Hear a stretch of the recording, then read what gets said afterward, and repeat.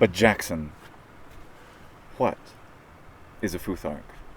Well, And why is it called that? that's a good question, Captain Luke Amadeus Ranieri, celebrated YouTuber of the channels Scorpio Martianus and Polymathy. A Futhark is a particular runic alphabet, so called because the order of the first 6 letters in every variant, small asterisk, spells Futhark. Not that Futhark is a word, but it's sort of like alphabet, right? Alpha, beta.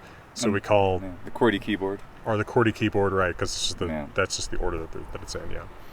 We don't understand the meaning of this order, and it's actually one of the biggest mysteries in runic studies, is why is the order of the runes so different from the Phoenician, right, Aleph Beth Gimel, Phoenician Hebrew, Aleph Beth Gimel, Greek, Alpha Beta Gamma, or Roman ABC, right? Why does it start F-U, the, right? There's a lot of different theories about that, and that's not what I'm going to cover today. What I want to talk about is what is the order, because there's actually a fair amount of confusion about this, and sometimes I'm accused of getting it wrong. Of all people. Believe it or not. Well, I'm going to talk about why I'm not wrong. It's just that there's sort of multiple answers to this question. Believe it or not, Jackson's not wrong.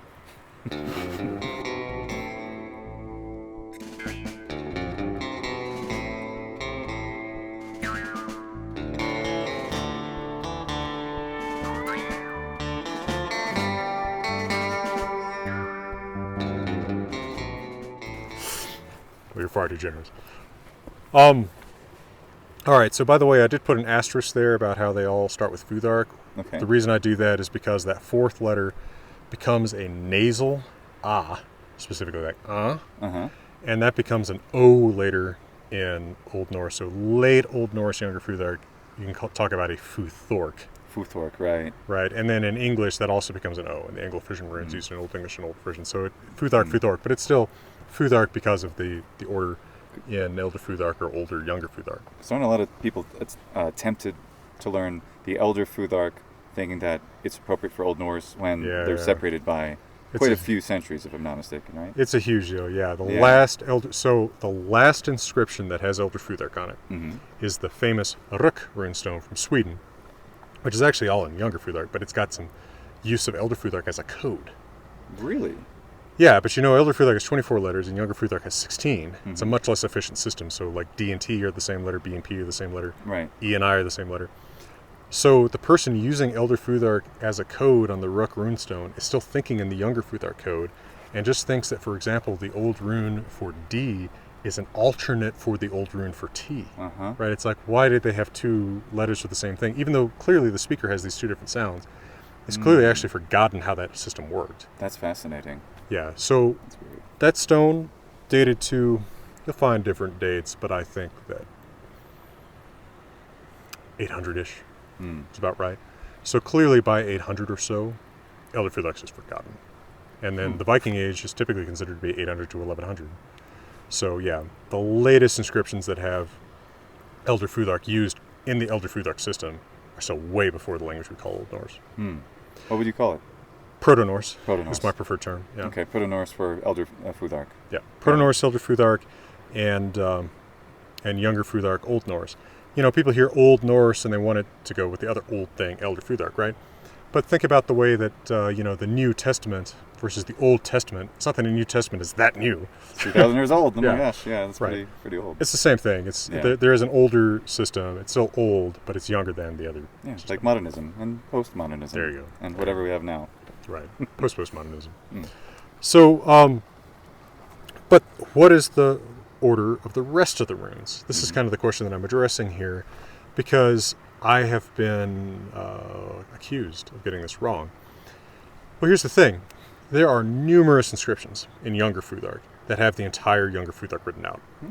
And the order is extremely consistent for centuries and across thousands of miles. Futhark Henias de Bimelir. Okay. Now, we have fewer inscriptions preserved than Elder Futhark, for one thing. And we only have 2 inscriptions that have the entire Futhark. All right? So, of these 2 inscriptions, the order that people usually follow comes from the inscription called the Vadstena bracteate. It dates to about 500 AD. It comes from Sweden. And incidentally, it is written right to left. Right, so Elder Futhark is not consistently written right to left or left to right. It's often bistrophodon. And when the letters go right to left, they also are mirrored. So this is, by the way, right to left in the original. I probably won't reproduce it that way on the screen just for ease of reference. But the order we see here is, and I'm just going to give you the transliterations, F-U Thorn, right, the th sound, A-R-K-G-W, H-N-I-J, question mark, because we really don't know what this letter means, B-C-S, T-B-E-M-L-ing, right, the N-G, like ring, O-D. And which rune do we not know what it is? The one that looks like this. I'll show it on the screen. Right. Okay. Yeah. What's we don't know exactly. Doesn't exactly. have a name. Well, down. There's a reconstructed name, but it rests on somewhat flimsy grounds because we only have a name for it in Old English. The problem is that we never actually see it used to write words in Elder Futhark. It only occurs in these inscriptions that show the whole Futhark. That's so interesting. So probably, there's different schools of thought on this, but I think that probably the correct way of thinking about it is it's a vowel that was phonemic earlier in Proto-Germanic that ceased to be phonemic. They don't need the letter anymore, but they're still passing it on as a completion. That makes sense. Thing, right? Like C and K are both passed on in alphabets that only use one or the other. Right. Yeah. Okay, so this is the alphabetical order that we usually see on the internet or in popular books. It's not the one that I use, however. Why do I think this is the one that's often used? Because the Vadstena bracteate is freaking cool looking. It's a cool, circular bracteate, right, worn as jewelry, with a depiction of what might be Odin. It's got it's a disembodied man's head over what looks like a horse, both facing left, and to their left there's a raven facing right. Wow, it's cool, right? So, it's a piece of jewelry, but it has the alphabet on it. Yeah, that's unusual to me. Is that because I'm just guessing? Because Odin brings wisdom. Is that sort of the interpretation archaeologically why that would have that? Hard to say. A huge percentage, weirdly enough, something like 10% of our younger Futhark inscriptions from the Viking Age are just the Futhark written out. 10%? Yeah. Are they just? Why would they do? Why would they write out the whole alphabet? Is it just teaching their classes? You would expect there to be more writing. It sometimes seems decorative, or possibly people who are semi-literate or illiterate see it as some token of power or status to display the alphabet. Possibly, we don't really know why they seem to use it for decorative purposes, though. By the way, the Vadstena bracteate is there's also a near copy of the same thing from Motala, Sweden. So it's at any rate it's a bracteate struck with the same die. So that's kind of cool. All right, but what order do I usually show, and why do I show it?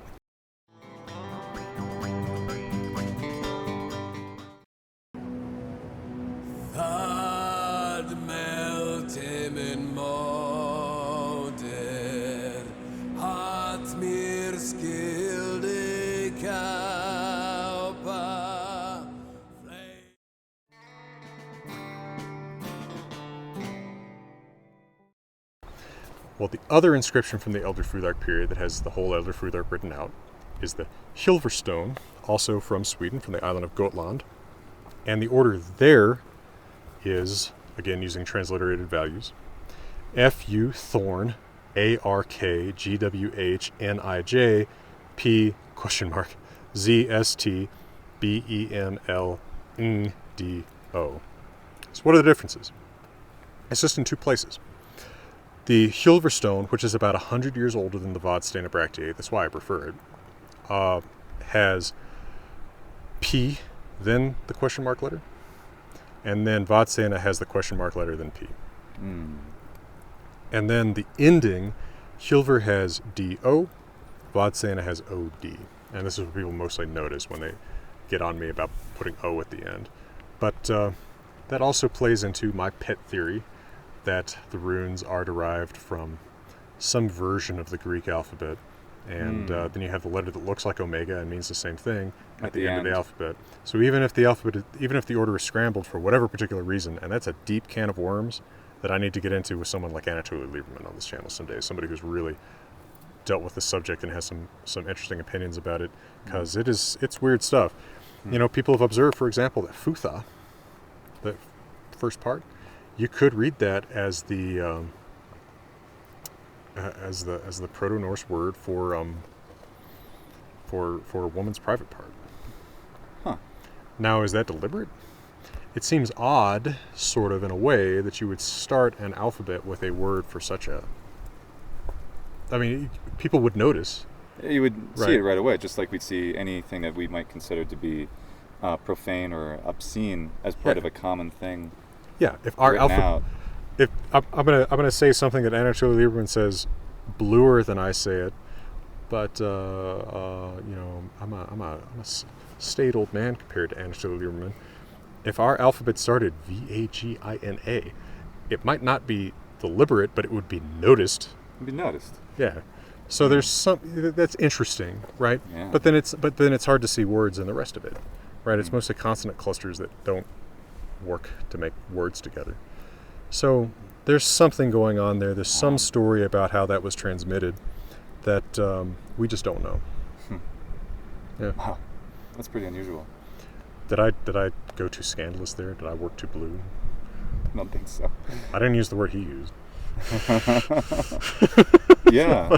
It depends on the context of how it's used, because it's interesting too, just looking at like the way Latin words which can be translated with obscenities, but they might be the vox propria of that actual term. You know, that might be just that's how it's called in that language. And you know how, I mean, it's interesting too what's acceptable on television shows today that wasn't acceptable, partially because so many of them are more private streaming services than they were in more public, you know, cable channels. And 4 channels everybody can get versus you subscribe to this channel. After there were 1 million cable channels in the generation before. Yeah. So it's really it's interesting how language can change in that aspect too. Yeah. What's acceptable, what's not. The fact that it would be noticed and it's current with the language through Old Icelandic, through Old Norse. That's interesting. Yeah. Yeah. And by the way, that term Futhark for one of these alphabets is not attested in the time when these alphabets were in use. It's a modern designation for these alphabets just based on what those first letters are. It's interesting. There's with the alphabet, like in Latin, you can say alphabetum or alphabetum, whatever you want to say in Latin, if you want to pronounce the PH as an F or whatever. That's a term that gets used much later from alphabeton in Greek. But in Latin, the commonest word was abecedarium, written as one word, after abecede, abecedarium. Saying abecede, yeah. And the other term they had was elementa, and one reason why that was thought to be, you know, useful, might have been imitation of the Greek, because there's idea of the, you know, these stoichia, the elements, and the grammars, the grammata, these grams, these elements being put together to make letters. Because elementum originally is especially focused on, these are the letters, and then later they come to be used in the more I guess metaphorical sense to mean element the way we mean not the modern chemistry scientific definition, but it's elemental, like fire is an element or something like that. But if you write the alphabet and you split it, what's for L, K, and then you write the second half LMN, you get LMN, and then ta. However, from what I've read, that is an etymology that the ancient Romans would say, like that's why it's called that. But apparently, there's a good etymological reason to think that's not the case. So that was more like one of the many folk etymologies that the ancient Romans, as well as many of the ancient Greeks, ancient Romans in this case, had, that where they thought, that's where this word comes from, but it wasn't really. There's also a paper about this question about why the alphabet was called elemental. By Anatoly Lieberman. What's the conclusion? I don't know anything about that. I cannot remember the conclusion, but I'll show you the paper. Yeah. Okay, cool. He's mostly a Germanic linguist, but he delved into that himself. Really? He got really curious about it. Yeah, I just did a really superficial look at it because I'd heard that elementa, because you can call the alphabet the elementa when we speak Latin. You can call it abecedarium. You can say alphabetum, but it's fine. It's not really. It's more modernish Latin than it is the ancient term. But yeah, cool. Yeah, mysteries of alphabets. Well, Luke, thank you for your time. And from beautiful Colorado, we're wishing you all the best.